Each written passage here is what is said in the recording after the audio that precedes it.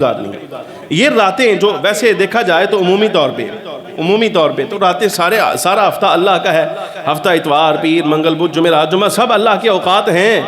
لیکن جو فضیلت اللہ تبارک و تعالیٰ جل وعلا نے، اب یہ راتوں میں سے آپ دیکھیے امتیاز راتوں کا، جو شب جمعہ ہے عمومی راتوں سے افضل ہے،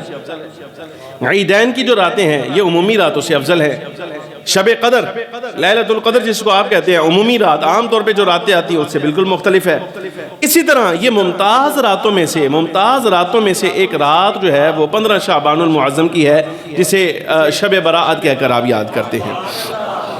اس کا اثبات، اس کی اصل یہ کیا ہے، اس کی کوئی فضیلت ہے یا نہیں، سابقہ سالوں میں بہت زیادہ آپ کے سامنے اس پر گفتگو کر چکا، آج میں صرف اس کی نسبتوں کا اظہار آپ کے سامنے کرنا چاہتا ہوں۔ فضیلت ایک حدیث سے بیان کر کے مسئلہ ثابت ہو جائے گا انشاءاللہ تعالی، اور آگے چلیں گے۔ پھر شعب الایمان میں حضرت امام بیہقی رحمۃ اللہ تعالی علیہ حدیث لائے، حضرت ام المؤمنین سیدہ عائشہ صدیقہ عفیفہ رضی اللہ تعالی عنہا فرماتی ہیں، نبی پاک صلی اللہ علیہ وبارک وسلم میرے ہاں تشریف لائے، اس رات کی فضیلت کے بارے میں آج کر رہا ہوں، اس کے معمولات کہ اس میں کرنا کیا چاہیے۔ اما جی فرماتی ہیں حضور اکرم نور مجسم صلی اللہ علیہ وسلم میرے ہاں تشریف لائے، سونے کا ارادہ فرمایا، تیاری کر لی، چونکہ سرکار دو عالم صلی اللہ علیہ وسلم نے اپنے قیام کا جو دن تھے وہ مقرر فرما رکھے تھے کہ ایک دن فلاں زوجہ محترمہ کے پاس، پھر فلاں کے پاس، پھر فلاں کے پاس، ایسے کر کے تقسیم تھی ازواج مطہرات میں۔ یہ باری حضرت ام المؤمنین سیدہ عائشہ صدیقہ کی تھی، تو آپ فرماتی ہیں سرکار تشریف لائے، ابھی ارادہ کیا تھا، اور سرکار دو عالم صلی اللہ علیہ وسلم بستر پر لیٹنے کے لیے حضور اکرم صلی اللہ علیہ وسلم تیاری کر رہے ہیں۔ فرمایا اچانک پتہ نہیں کیا ہوا، امام الانبیاء صلی اللہ علیہ وسلم پھر کھڑے ہوئے اور سرکار میرے حجرے سے باہر چلے گئے۔ اما جی فرماتی ہیں مجھے بڑی غیرت آئی، میں نے کہا یہ کیا بات ہوئی، بھئی دن میرا ہے، باری میری ہے، اور نبی علیہ السلام مجھے چھوڑ کر کسی اور زوجہ محترمہ کے پاس چلے گئے ہیں۔ آپ فرماتے ہیں کہ میں نے ارادہ کیا، میں نے چادر لی، بڑی چادر لے کرنا، تو میں امام الانبیاء صلی اللہ علیہ وسلم کے قدموں پر قدم رکھتے ہوئے سرکار کے پیچھے پیچھے میں جا کے حضور سے پوچھو تو صحیح کہ یا رسول اللہ میرا حق ہے، آپ کسی اور زوجہ محترمہ کے پاس کیوں آئے ہیں؟ اما جی فرماتی ہیں کہ میں حضور کے پیچھے پیچھے چلتے چلتے جس وقت دیکھا کہ سرور عالم صلی اللہ علیہ وسلم اپنی کسی اور زوجہ محترمہ کے پاس نہیں ہے، بلکہ سرکار تو جنت البقیع شریف میں موجود ہیں، یستغفر للمؤمنین والمؤمنات والشہداء، اور یہاں امام الانبیاء صلی اللہ علیہ وسلم ہاتھ اٹھا کر دعا فرما رہے ہیں، یا اللہ میری امت کے جتنے اہل ایمان مرد ہیں، عورتیں ہیں، شہداء ہیں، یا اللہ سب کی بخشش فرما دے۔ حضور تو دعائیں فرما رہے ہیں۔ اچھا اما جی فرماتی ہیں کہ میں نے دل میں کہا بی ابی انت و امی، یا رسول اللہ میرے ماں باپ آپ پہ قربان ہو جائیں، انت فی حاجت ربک و انا فی حاجت الدنیا، یا رسول اللہ آپ تو اپنے رب کے کاموں میں مصروف ہیں، آپ تو امت کی بخشش کی دعائیں کر رہے ہیں، اور مجھے کیا ہوا میرے ماں باپ آپ پہ قربان ہو جائیں کہ میں ایک دنیاوی حاجت لے کے آپ کے پیچھے آ گئی۔ یعنی ارادہ یہ کہ حضور میری باری ہے، یہ دنیاوی حاجت ہے کہ حضور میرے لیے شرف ادا فرمائے، میرے ہاں قیام فرمائے، یہ بظاہر دنیاوی حاجت، لیکن سرور عالم صلی اللہ علیہ وسلم اللہ کے کاموں میں مصروف ہیں۔ فرماتے ہیں میں فوراً الٹے پاؤں واپس پلٹی اور میں نا تیز سے چلتی ہوئی حجرے میں آئی، جب اپنے حجرے میں داخل ہوئی نا تو میرا سانس پھولا ہوا تھا۔ اما جی ام المؤمنین سیدہ عائشہ عفیفہ رضی اللہ عنہا فرماتی ہیں کہ جیسے ہی میں حجرے میں داخل ہوئی میرے پیچھے فوراً نبی پاک صلی اللہ علیہ وبارک وسلم بھی تشریف لے آئے، اور آقا دو عالم صلی اللہ علیہ وبارک وسلم نے حجرے میں داخل ہوتے ہی فرمایا عائشہ تمہیں کیا ہوا، یہ تمہاری سانس پھولی ہوئی کیوں ہے؟ تو آپ نے نہ پورا معاذرہ عرض کیا یا رسول اللہ آپ تشریف لائے، تیاری کی آرام فرمانے کی، لیکن آپ پھر باہر چلے گئے تو مجھے غیرت آ گئی، تو یا رسول اللہ میں تیز سے چلتے ہوئے آپ کے پیچھے آ گئی۔ اب یہ جملہ سنیے گا فخر عالم صلی اللہ علیہ وسلم کا، آقا دو عالم نبی محتشم صلی اللہ علیہ وسلم نے ارشاد فرمایا اکنت تخافین ان یحیف اللہ ورسولہ علیک، ان یحیف اللہ علیک ورسولہ، اے عائشہ مجھے بتا کیا تجھے اس بات کا ڈر تھا، خوف تھا کہ کہیں اللہ اور اس کا رسول تیرے ساتھ ناانصافی کریں گے؟ کیا اس بات کا ڈر تھا؟ بے باری تیری ہے، حق تیرا بنتا ہے، اور تیرا حق چھوڑ کے ہم کسی اور کو دے دیں، کیا تو نے یہ سوچا کہ اللہ اور اس کا رسول تیرے ساتھ جو ہے وہ ناانصافی کریں گے؟ جملہ بڑا قابل غور ہے، اس لیے کہ دیکھیے یہ سمجھنے کی بات ہے۔ ویسے حضرت ام المؤمنین سیدہ عائشہ صدیقہ رضی اللہ تعالی عنہ زوجہ تو حضور کی ہے نا، حضور کی زوجہ ہے نا، سمجھ آ رہی کہ نہیں؟ رب العالمین جل وعلا تو بیوی سے پاک ہے، سمجھ آ رہی کہ نہیں؟ بیوی کے محتاجگی کی علامت ہوتی ہے، رب محتاجگی سے پاک ہے۔ سوال یہ پیدا ہوتا ہے نبی پاک صلی اللہ علیہ وسلم کو جملہ یہ کہنا چاہیے تھا،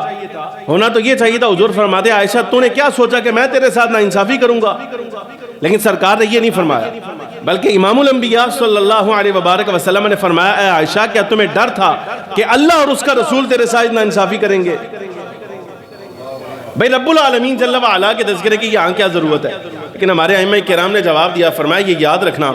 سرکار دو عالم صلی اللہ علیہ وبارک وسلم کا مقام اللہ رب العالمین جل و علا کی بارگاہ میں اتنا بلند ہے کہ حضور اپنی مرضی سے بھی جو کام کرے نا تو اس میں بھی حضور کی مرضی نہیں بلکہ پیچھے اللہ کا حکم موجود ہوتا ہے۔ اگر یہاں نا انصافی کی نسبت اور اندیشہ ہونے کا امکان بھی ہوتا تو یہ نا انصافی نری حضور اکرم صلی اللہ علیہ وسلم کی طرف سے نہ ہوتی بلکہ خود اللہ تبارک و تعالیٰ جل و علا کی طرف سے ہوتی۔ لیکن اللہ نے اپنے محبوب کریم صلی اللہ علیہ وسلم کو شان ایسی عطا فرمائی ہے، حضور عادل فرماتے ہیں نا، تو سرکار کا تو امر ایسا ہے، حضور کی شان ایسی ہے، جناب والا نبی پاک صلی اللہ علیہ وسلم کسی حکم پر فیصلہ فرمائے نا، فیصلہ کرے تو عادل ہاتھ باندھ کے پیچھے کھڑا ہوتا ہے۔ سمجھ آ رہی کہ نہیں؟ وہاں آپ یہ تلاش کریں کہ اس فیصلے میں انصاف کیا گیا ہے، نا انصافی کی گئی ہے، تو یہ آپ کی نظر کی نا انصافی ہے کہ فخر عالم صلی اللہ علیہ وسلم کے مقدمات میں آپ توجہ کر رہے ہیں کہ یہاں کہیں نا انصافی کا پہلو تو نہیں نا، ایسا ہو ہی نہیں سکتا۔ حضور کو اللہ نے یہ شان عطا فرمائی ہے، بے تکلف بھی حضور کی زبان سے کوئی بات نکل جائے نا تو وہی عدل و انصاف ہے، بس وہ حرف اخیر ہے۔ سمجھ آ رہی کہ سرکار کی شان ایسی۔ عائشہ کیا تم نے یہ سوچا کہ اللہ اور اس کا رسول تمہارے ساتھ نا انصافی کریں گے؟ خاموش۔ فرمایا نہ، بلکہ ایسا نہیں تھا، یہ کوئی اور بات نہیں، یعنی یہ نہیں کہ ہم تمہارا حق چھوڑ کے کسی اور کے پاس چلے گئے۔ سرکار دو عالم صلی اللہ علیہ وسلم نے معاذرہ پورا ارشاد فرمایا عائشہ بات یہ ہے کہ جب میں تمہارے حجرے میں داخل ہوا، حضرت سیدنا جبریل امین علیہ السلام حاضر ہوئے، عرض کہ یا رسول اللہ صلی اللہ علیہ وبارک وسلم هذه الليلة ليلة النصف من شعبان، فرمایا یا رسول اللہ آج یہ جو رات ہے نا یہ 15 شعبان المعظم کی شب ہے، یہ 15 شعبان المعظم کی شب ہے۔ یا رسول اللہ، اللہ کی شان ہے کہ اس رات میں اللہ رب العالمین جل و علا آپ کی امت کے گناہگاروں کی اتنی بڑی تعداد سے معافی دیتا ہے، یعنی جہنم سے معافی اور آزادی عطا فرماتا ہے کہ قبیلہ بنی کلب کی جتنی بکریاں ہیں اور ہر بکری کے جسم پر جتنے بال ہیں، شاید بالوں کی تعداد اتنی نہیں جتنا اللہ جہنمیوں کو جہنم سے اس رات میں آزاد فرماتا ہے۔ یعنی اللہ کی شان ہے کہ یہ توبہ کی رات ہے، یہ رب کی طرف سے معافی کی رات ہے۔ یا رسول اللہ صلی اللہ علیہ وسلم کہنے کا مطلب یہ تھا کہ یا رسول اللہ آپ اپنی امت کی بخشش کی دعا فرمائیے۔ قبیلہ بنی کلب کا اس لیے کہا کہ عرب کے اندر قبائل میں بنی کلب کے ہاں بکریاں سب سے زیادہ ہوتی تھی، یہ بکریاں بہت تعداد میں پالتے تھے۔ بھائی ابھی ایک بکری کے بال ہی اگر بندہ گننے کے لیے بیٹھ جائے تو تعداد پوری نہیں ہو سکتی، تو سارے قبیلے کی بکریاں ملا لی جائیں تو اللہ رب العالمین جل و علا سب کے بالوں سے زیادہ گناہگاروں کو جہنم سے آزاد فرماتا ہے۔ یہ دعا فرمائی اور یعنی آگاہ کیا، سرکار دو عالم صلی اللہ علیہ وسلم کو پیغام دیا، لیکن ساتھ ہی ایک جملہ اور بھی عرض کر دیا، یا رسول اللہ سوائے کچھ لوگوں کے کہ اللہ رب العالمین جل و علا ایسے لوگوں کی طرف اس رات میں نظر رحمت نہیں فرماتا۔ وہ کون ہے؟ فرمایا مشرک،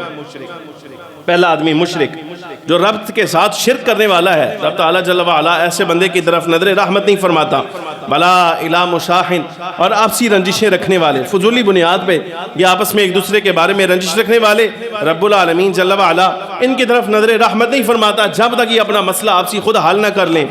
اور قاطع رحم، رشتہ داری تعلق ختم کرنے والا، اور یہ جو اپنا تہ بند ہے یہ ٹخنوں سے نیچے تکبر کے دور پہ رکھنے والا،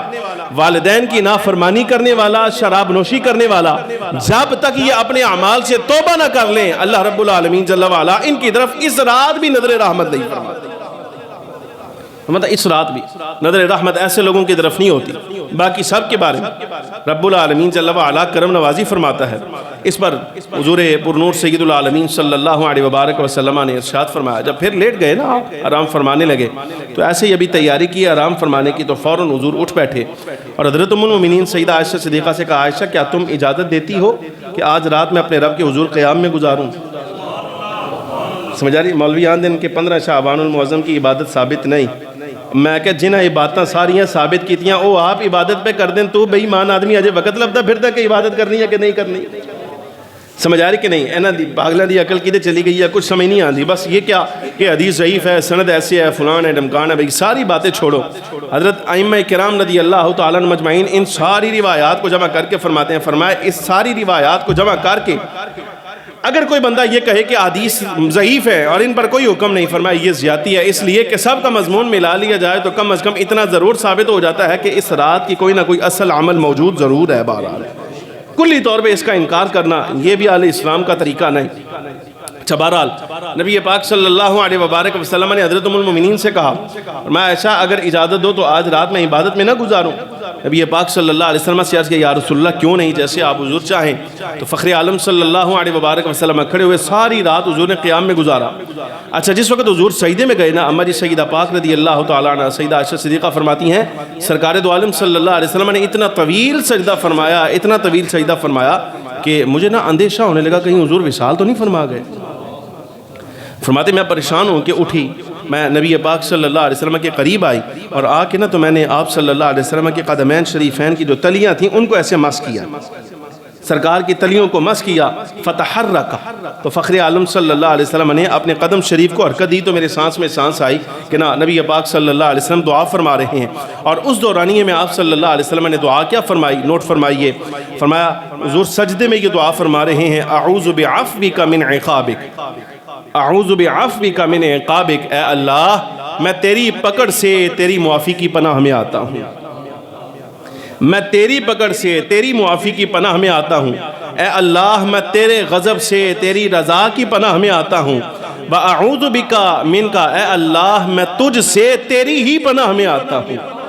یعنی تیرے جلال سے تیری رحمت کی پناہ میں آتا ہوں، جل وجہک، اے میرے اللہ تیری ذات بڑی کریم ہے، بڑی عزت والی ہے، میرے مالک میں تیری تعریف ایسے کر ہی نہیں سکتا جیسے تو خود اپنی تعریف کر سکتا ہے۔ ان لفظوں کے ساتھ یعنی حضور اکرم صلی اللہ علیہ وسلم یہ کلمات دہراتے جا رہے ہیں اور میں تک نماز مکمل ہوئی، صبح ہوئی نا تو میں نے نبی پاک صلی اللہ علیہ وسلم سے عرض کیا، یا رسول اللہ صلی اللہ علیہ وسلم، آپ فرماتی ہیں میں نے یہ کلمات یاد کر لی، اماں جی فرماتی ہیں میں نے سرکار سے سنا نا تو یاد کر لیا۔ صبح میں نے امام الانبیاء صلی اللہ علیہ وسلم سے عرض کیا، یا رسول اللہ صلی اللہ علیہ وسلم رات آپ سجدے میں یہ کلمات کہتے رہے، فرمایا تم نے یاد کر لیے ہیں؟ آج کے جی ہاں یا رسول اللہ میں نے یاد کر لیا۔ فرمایا بس ٹھیک ہو گیا، ان کو یاد رکھنا اور آگے جہاں تک ہو سکے ان کو یاد کروا دینا۔ اس لیے عائشہ یہ کلمات مجھے حضرت جبریل امین علیہ السلام نے ودیت کیے تھے، انہوں نے پیش کیے تھے اور کہا تھا، عرض کیا تھا، یا رسول اللہ آج رات اپنے سجدوں میں اس دعا کو آپ دہراتے رہیے گا،